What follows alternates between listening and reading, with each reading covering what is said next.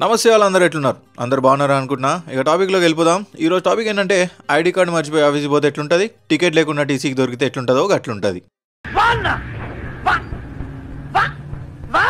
ఇంటికాడికి వెళ్ళి ఆఫీస్కి 2.4 కిలోమీటర్స్ మామ. రోజు కారంలో పోతున్నాం కదా, అదే మనకి జీబాల్పు.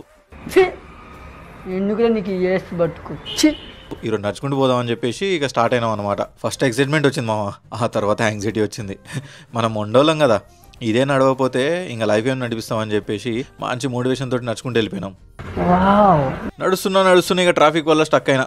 జప్ అని చెప్పి కార్లు అయితే మెల్లిగా రోడ్ క్లియర్ చేసినాయి. ఇక మనం కెవ్వు కేక అనుకొని రపా వెళ్ళిపోయినాం అనమాట. ఆ సైడ్ రోడ్ దాటేసినాం. ఇక అట్లా నడుచుకుంటూ పోతుంటే మన తెల్లోళ్ళు అప్పుడే అబ్బా మంచిగా వర్క్ స్టార్ట్ చేసారు. ఇక అట్లా ఆఫీస్ దగ్గరకు వచ్చేసినాం మామ. అబ్బా ఆఫీస్కి నాకు మధ్యలో ఈ ట్రైన్ కట్టనే ఉంది మామ. చెరువు కట్టకి వేసినట్టు ట్రైన్ పోతుంటే గేట్స్ పడ్డాయి. అబ్బా అప్పుడు అనిపించింది అదే ఇండియా అయితే. బట్ ఇప్పుడు ఇండియాలో కూడా మంచి రెగ్యులేషన్స్ వచ్చినాయి అనుకోరి. సరే ఇక ట్రైన్ కట్ట దాటినాం. ఇక ఆఫీస్కి దగ్గరకు వచ్చేసినాం మామ. ఇక ఆఫీస్ దగ్గర రాగానే మంచి కాఫీ షాప్ అనమాట. దాంట్లో మన పేదరాశి పెద్దమ్మ ఉంటుంది.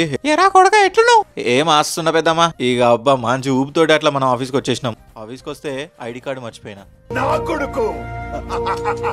సెక్యూరిటీ గార్డు ఉన్నాడు కదా, మనం మనోడి దగ్గర పోయి ID card, temporary ID card తీసుకున్నామా. అబ్బా తీసుకునేటప్పుడు ఒక నవ్వు వీని చూడు.